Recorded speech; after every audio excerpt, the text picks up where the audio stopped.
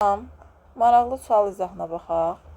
Deməli, burada çevrə görürəm və toxunan görürəm. Və çevrə də bu çevrənin mərkəzi olsun. Tutaq ki, mərkəzi olsun. Və bu da toxunandır.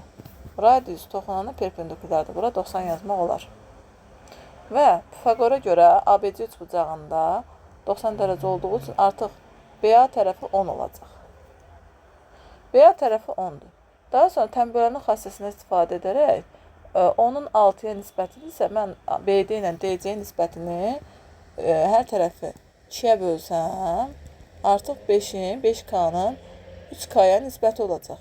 Və bunları da toplasam, bərabər etsəm 8-ə, burada da K bərabərdir, 8K bərabərdir 8-ə, K bərabərdir 1 olacaq.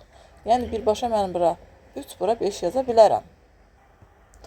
Daha sonra bucaqlara baxsaq, bura alfa, alfa desəm, məsələn, bura beta desəm, həmin bu ADC üçbucağına görə görürəm ki, alfa ilə betanın cəmsi 90-dır.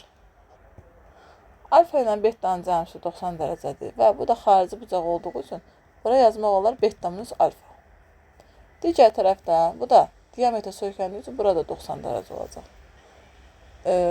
90 dərəcədir. Daha sonra baxıram ki, həmin bu YBC üçbucağında, bax bu üçbucaqda biz görürük ki, deməli, burada, bura məsəl üçün bir T desəm. Beta minus alfa plus T bərabər olmalı 90-a. Buradan da T bərabərdir 90 minus beta plus alfa. T də bərabər 90-ın da yerinə nə yazmaq olar? Bax buna. Alfa plus beta minus beta plus alfa. Beta da ixtisar getdi, qaldı 2 alfa.